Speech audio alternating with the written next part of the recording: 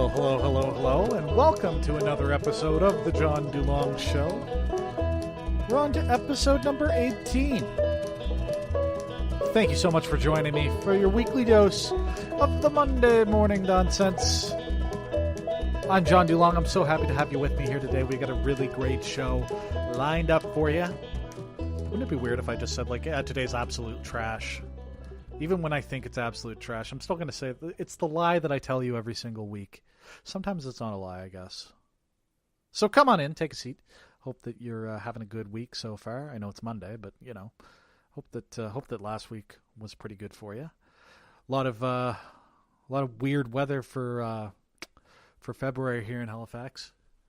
Today, as I'm recording this, it's kind of wet and cold, but not so cold that it's snowing. It's raining. I'm still expecting that we're going to get, sort of second winter anytime soon. We had 2nd August this year. It was like 25 degrees in October, so I'm anticipating another big walloping of snow probably sometime in March. Probably just in time for my March break. Just you watch. The week that I have time to do stuff is going to be the time that I don't want to leave the house at all. Not that I would want to leave the house at all during a break anyhow. Where was I? What is this? Oh, I'm on a podcast, right. So this week we actually have a guest, guys. My dear friend Natalia Ryan is on the show today. We're talking about meditation. We're talking about yoga. Just a really great overall quick little chat between her and I. I've known her for a few years. Her husband and I used to work together, and he and I became good friends. And as a result, I got the pleasure of making her acquaintance as well. So very, very pleased for that.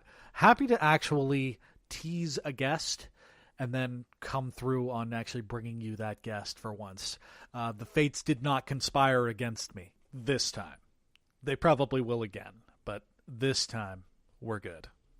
And to Mr. Briggs, if you are listening, we will get you on the show sometime soon. I just found it way too funny, the idea of getting your wife on first, to avoid that obvious little bit of comedy.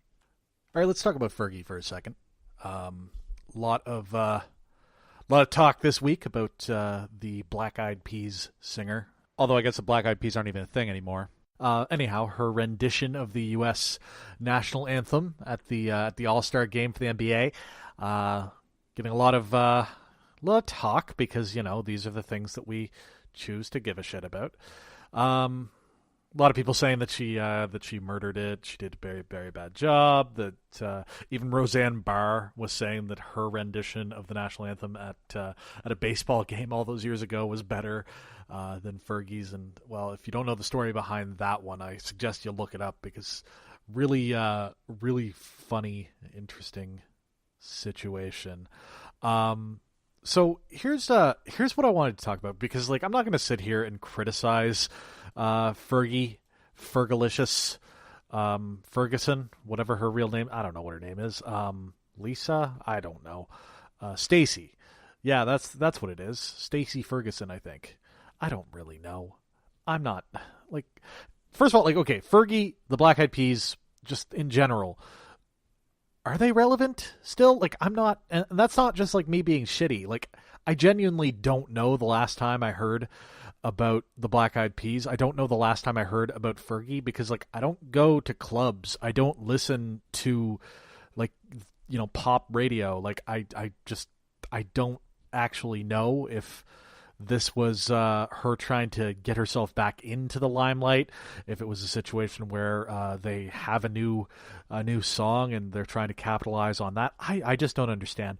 But when you're logging on to whatever site, or maybe you're looking through somebody else's browser or whatever, and you get one of these headlines.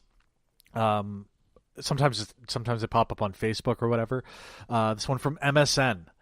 Fergie's national anthem brings the house down. Literally. Okay. I'm not the type of person who has a huge problem with the incorrect use of the word literally. Literal as a word has become has developed its own figurative meaning now, and it's a completely legitimate use of the word, as far as I'm concerned, because it's conveying what it needs to convey. When you say, like, I literally napped for 100 hours or whatever, I think that's actually a Dane Cook bit. Whoops. Whatever. He stole material. I can steal his material. Topical. Just like Fergie. Boom. Brought it back. So here's the problem that I have with this, though. You're looking at two different metaphors, two different figurative meanings, and that's what bothers me. Like, all you're literally doing in this case is literally mixing your metaphors. Because, like I say, like, I have no problem with the metaphorical use of the word literal. The non-literal use of the word literal doesn't bother me one bit. I do it all the time. So does literally, and I mean this in a less figurative sense, everyone. It conveys, the use of hyperbole in order to convey that something is very emphatically happening, or it's especially true, even if it's not completely 100% literal in the same usage. But, like, honestly, the thing that I have a problem with here is you're mixing metaphors. She didn't literally bring the house down. There's no real reason to say literally in that sentence to bring on, like, unless, like, it actually did structural damage to, I think it was in the Staples Center. Like, it just does not make any sense to me to throw in literally in that sentence. Like I said, I'm not the type of person who's going to police the use of the word literally. I think the non-literal version of literally is completely legitimate, but just a really shitty headline for what I'm sure is a really shitty story. I didn't watch the video because I just don't care that much. Like I said, if we're going to sit here and spend our time worrying about how Fergie sang the national anthem, and that's what we're going to be worried about, cool. I'm not going to lose any sleep over it at all. Now, had there been structural damage due to Fergie singing to the Staples Center, like if like a beam fell down in the back or something, like, that's an interesting story. I want to hear about that. Oh, man, that'd be cool. Like, you always have that picture of, like, the opera singer who breaks a glass with the power of their own voice. I think Mythbusters broke that myth, though. I think they busted that myth many years ago. Anybody know what... I haven't seen it myself. Has anybody seen... I'm putting this out to you. Email into the show if you have. The new Mythbusters. Is it any good? Is it even on yet? I haven't. As you can tell, I'm super confident that whether or not it's even on television yet. I don't know. Is it any good? Like, there was a certain charm to, like, the original team, right? But obviously Jamie and Adam, and then the three, Tori Grant and Carrie. But by the same token, like, I wasn't a huge fan of the White Rabbit Project on Netflix. So I don't know if, like, do I want to spend time on this? Should I spend time on this? Please let me know. Email into the show, johndulangshow@gmail.com. Let me know if I should seek out the new Mythbusters.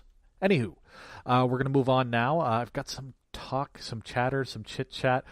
Before we have our guest on, we're going to talk a little bit about the world of professional wrestling. Don't worry, we're not going to talk too much about in-ring stuff. We've got the latest inductee into the WWE Hall of Fame. Ain't he great? And also the Hulkster. I've got some thoughts. You can probably hear in my voice that I'm kind of grimacing. All that next.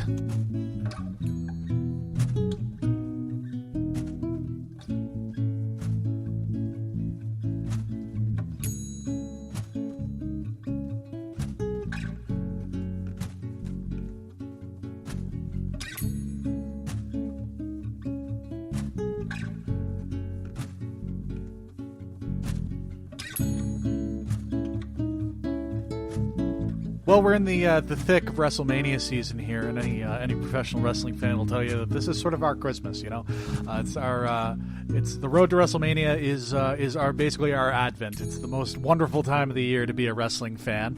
All the anticipation, looking forward to towards the big show at the beginning of April, there, end of March, beginning of April usually. I'm looking forward to it this year. I think that there should be some good matches. Of course, along with the WrestleMania card itself comes the annual induction into the WWE Hall of Fame. We've got some great names already on the go. Bill Goldberg's going to be the head of the class, and of course, I think a lot of people probably know who Goldberg is. He was he's probably the number 2 biggest star in the world at WWE's most popular time. He was the biggest guy over in WCW, so big name. Also going into the Hall of Fame is going to be Ivory. She was a women's wrestler who was sort of a shining beacon of light for women wrestlers at a time where it was all about the TNA, not total nonstop action. Very, very well-deserved entry into the Hall of Fame there as well. And also the Dudley Boys, one of the greatest tag teams in professional wrestling history. Bubba Ray and Devon going from ECW to the WWE to TNA, Japan. They've won gold just about anywhere there is to win gold. And, of course, the refrain of "Get the Tables" is famous in professional wrestling. Recently, though, this week came out that apparently the next inductee into the WWE Hall of Fame is somebody that I never anticipated would actually get there. And that is JEFF JARRETT. Ain't he great? Double J Jeff Jarrett going into the WWE Hall of Fame this year, which is interesting for a number of different reasons. I never ever thought that he would get into the Hall of Fame, and that has nothing to do with the career that he had, which we'll get into that in a moment. Honestly, I thought Jeff Jarrett is kind of famous for having jumped ship between the WWF in those days and WCW, sort of back and forth on a couple of different occasions. He's also known to have he wrestled a match against Chyna, which I'm sure you probably remember who Chyna was. She was the big muscle-bound woman who competed for men's championships back in the day. Very tragic life that she ended up leading, and died due to an overdose a couple of years ago. After going into porn and just struggling with addiction for many, many years. Anyhow, Jeff Jarrett was scheduled to wrestle Chyna for the Intercontinental title, and refused to do the match until he was paid more money because he was going to lose. And you know what? Holding up Vince McMahon for more cash does not make you good in his books for sure, as I'm sure you can understand.